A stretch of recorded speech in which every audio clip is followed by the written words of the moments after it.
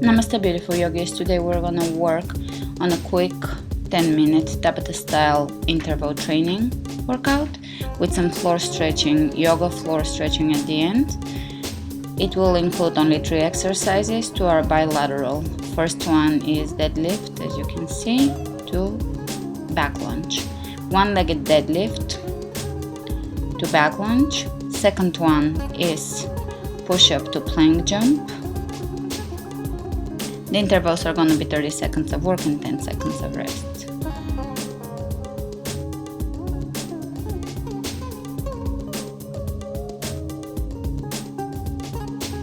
And the last exercise is side plank, elbow to knee touch or elbow to knee crunch. This is one interval and the opposite side is the second interval. Altogether 5 intervals, 3 exercises. Let's begin. With 1-legged deadlift to back lunge. Making sure your back is completely straight and your knee is over your ankle and your knee is pointing forward.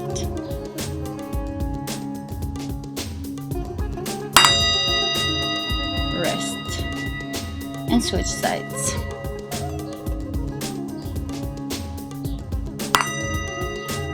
And begin. Really pay attention. I'm here working on my balance as well. I'm not allowing my leg to touch the floor.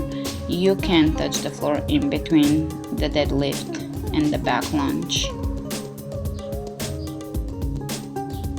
Focus on your gazing point.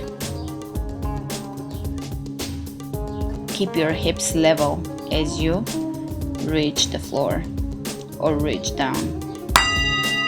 And rest. Set up for push up to plank jumps. And begin.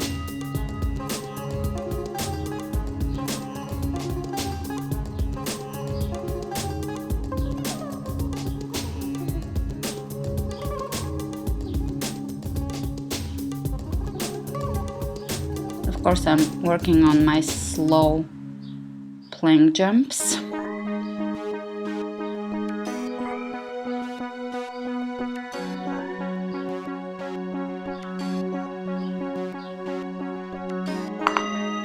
And rest.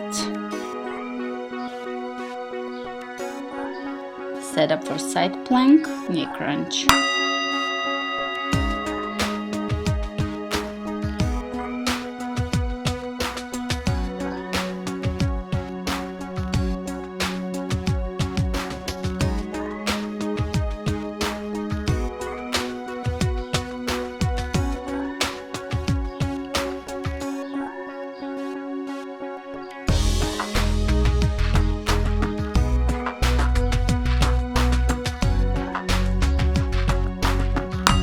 And rests.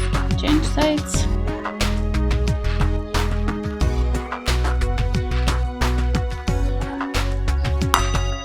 And begin. Make sure here you're keeping your hips on top of each other, your shoulders are on top of each other, shoulder above your wrist. Spread your fingers open, clawing your mat with your hand, activating the inner edge of your top foot and drawing your navel in.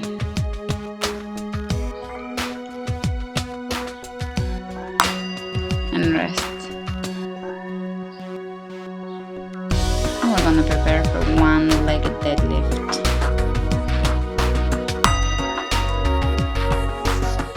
To back lunge. Focus on your gazing point and really make sure you are not rounding your back. If you're rounding your back, you can only do the back lunge or go halfway down. This exercise is extremely important. It's one of my favorites. Deadlifts and squats are my favorite all-time moves. But deadlifts are really important to be performed properly. And rest. Changing sides.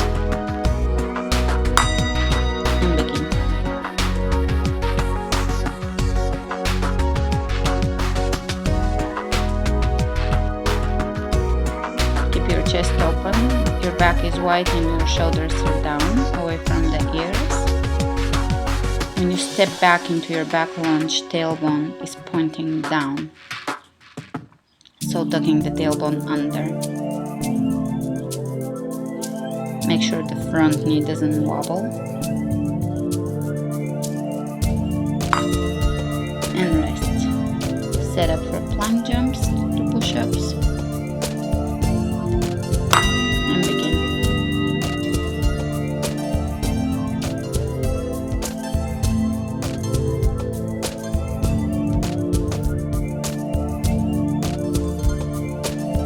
I'm doing them slowly on purpose. They're more challenging this way.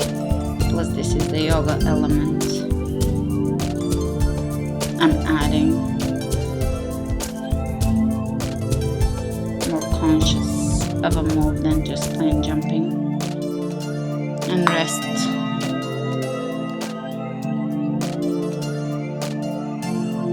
Side plank crunches. And begin.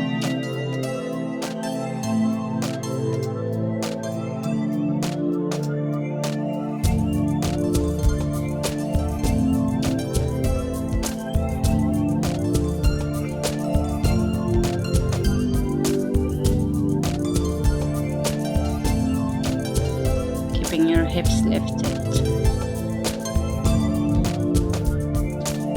Optional, forearm can be on the floor instead of your hand on the floor. And change sides.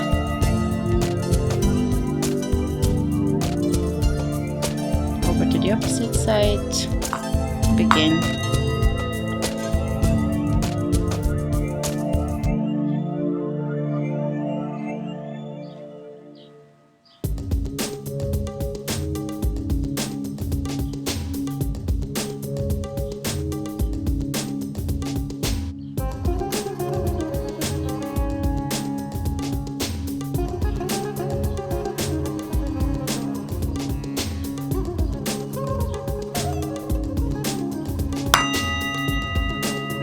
And rest, preparing for one-legged deadlifts. Let's begin. Coming back to your gazing point. This is not as cardiovascular as it is challenging our focus, balance.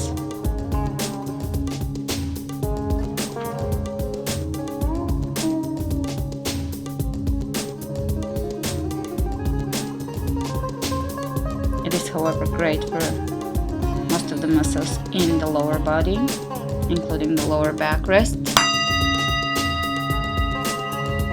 And prepare for the opposite side. Let's begin.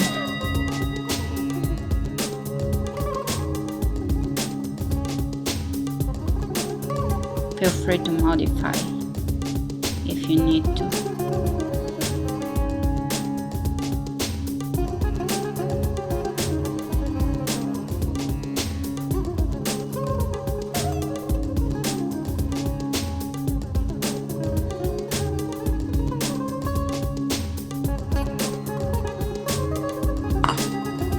Rest.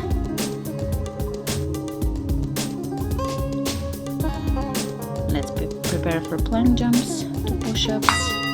Begin.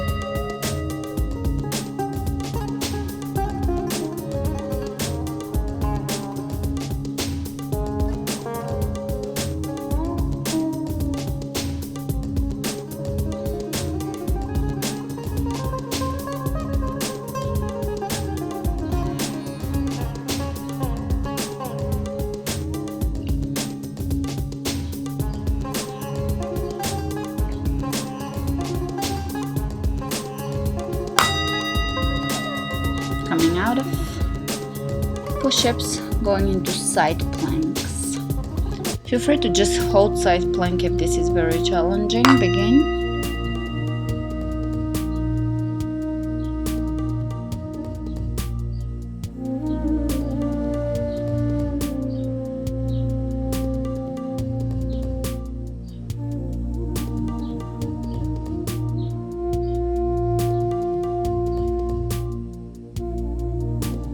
Keeping the hips on top of each other, shoulder over the wrist. Fingers of the hands spread open, rest. Change sides.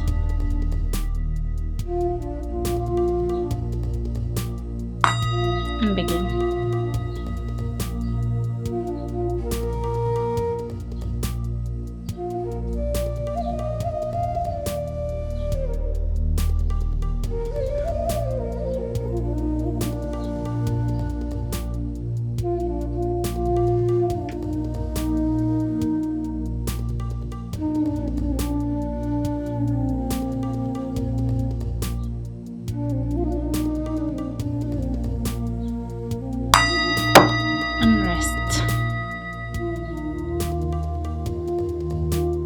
And this is the end of the interval portion of the workout. Come into a yogic squat.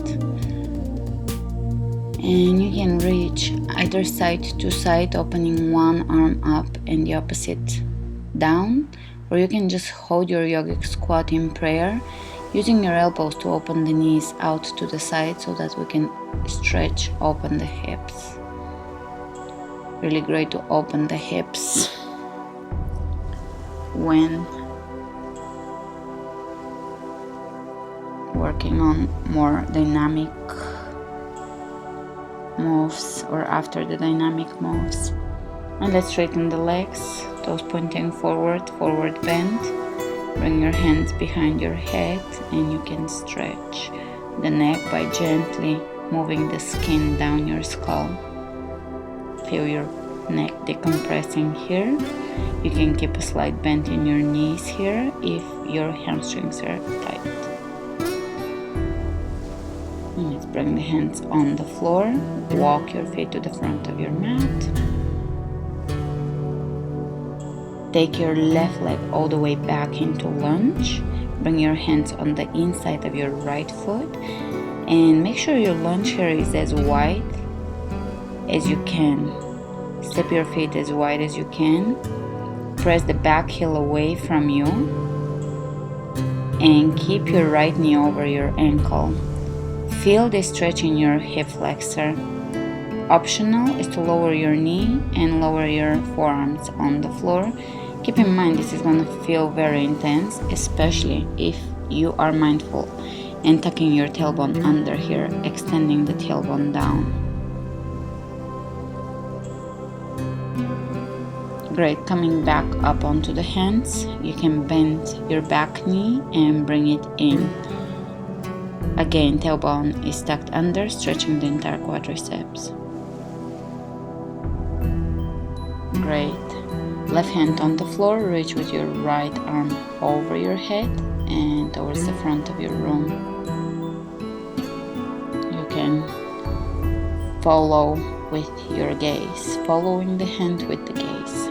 Great, hands on the floor, step your foot back, bring the left foot forward and towards the outer edge of your mat, close to the outer edge, hands on the inside of your foot.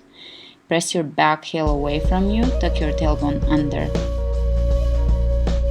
Drop your back knee on the floor, that's optional. Forearms on the floor also optional. Tucking the tailbone under is because I want to go deeper into the hip flexor stretch. Key. This is key.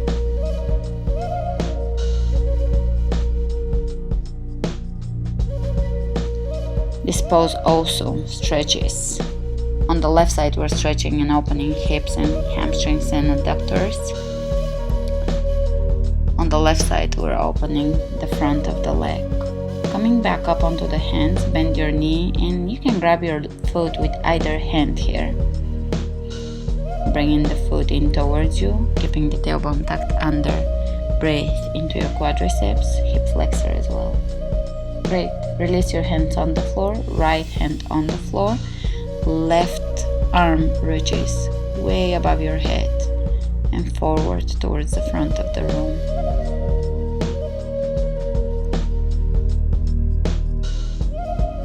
Press the back heel away from you so that your back leg is activated here. Step your feet back, plank.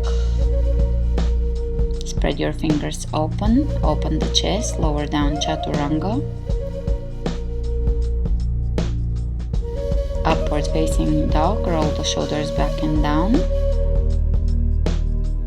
Pull the belly in, extend the tailbone down. Back to chaturanga. Exhale, downward facing dog. Inhale, right leg comes up, right hip on top of the left hip. Keep the other heel down. And let's bring the right knee on the floor. Flex your foot. And lift your rib cage, open the chest, look up. You can help with your hands on your hips and on your thigh to open here a little further. If you can go to the next level, you can keep your rib cage lifted and your back elongated, spine elongated, and lower down, holding pigeon.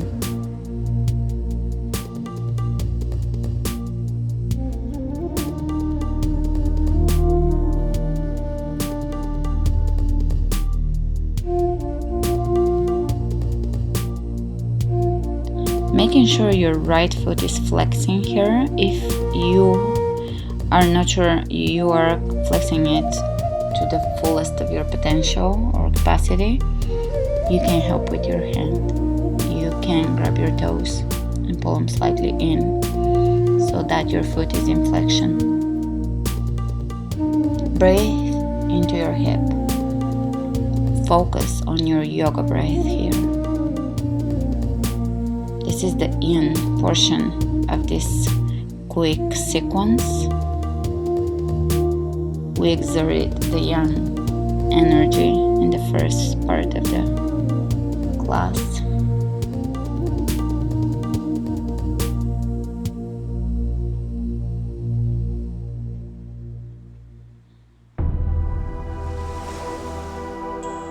Make sure your hips are equal distance from the floor. Level your hips here. Tailbone is a continuation of the spine along the same line.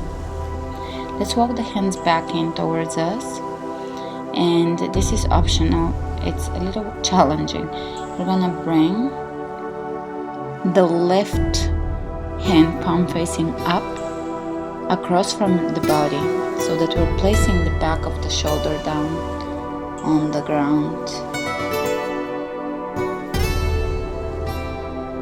I'm gonna bring the left hand on my upper back and the right elbow by my rib cage and see if I can touch or bring the hands together or the fingers together.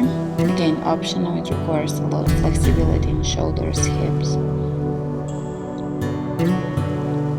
And coming out of this, you can bend your left knee and bring your foot in. And even going to a back bend.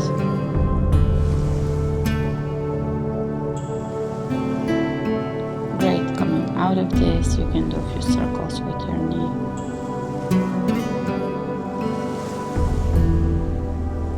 Moving the leg here to release the hip.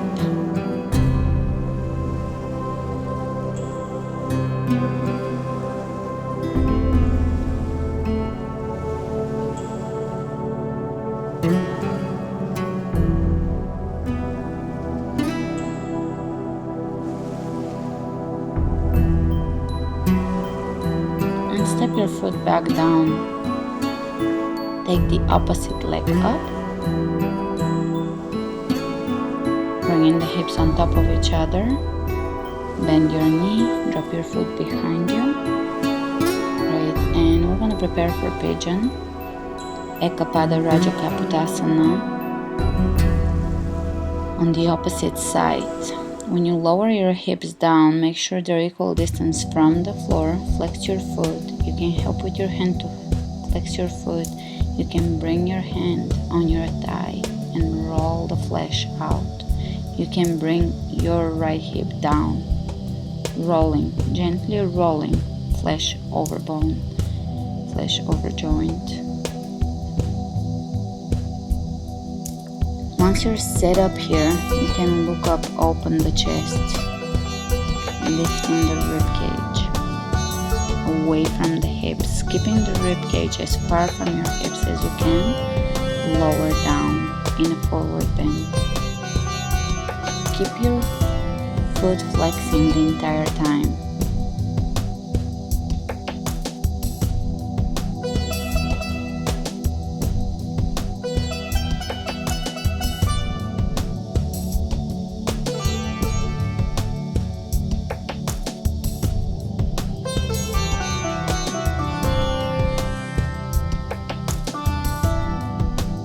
Coming into yogic breath, ujjayi breathing, exhaling through your hip.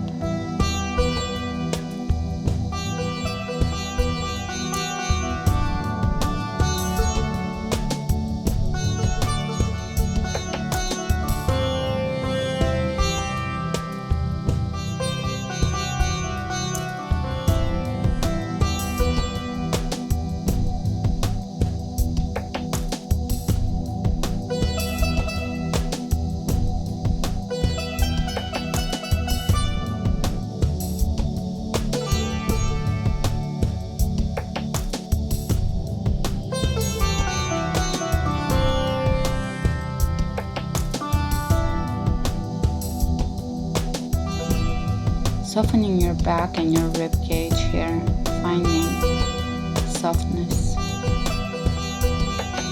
fluidity in your body.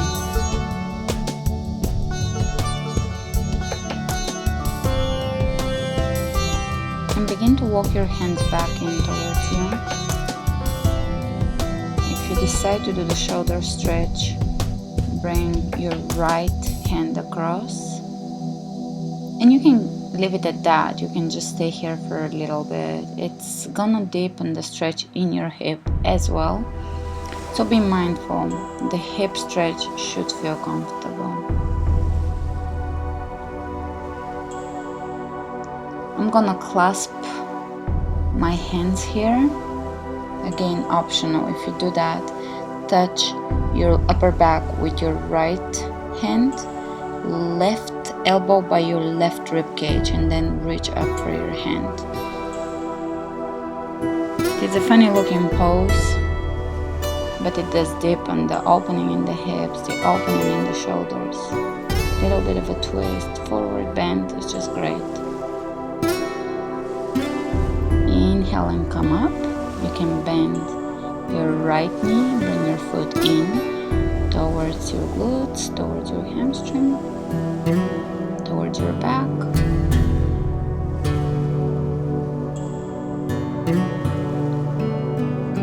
Release.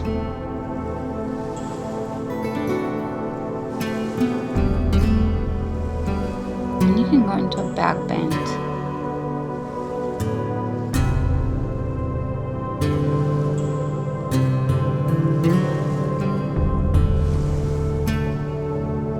And back into downward facing dog. A few circles either with your toes or with your knees, the way we always work. On knee circles, leg circles after downward facing dog.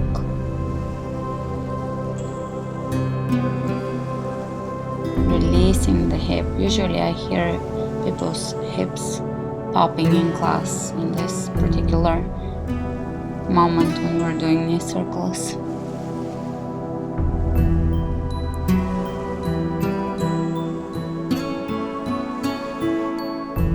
Alright, and from downward facing dog, let's bring the knees down on the floor and come into seated. Keep your left knee bent, left leg on the floor, right knee up, right foot on the outside of the left knee, and go into a twist. So our left elbow will be on the outside of the right knee. Look behind you.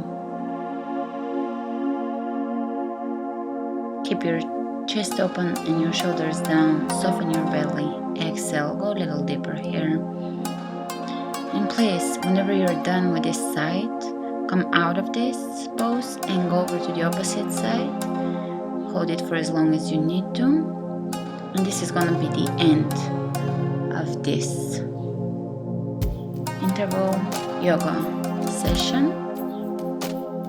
Namaste.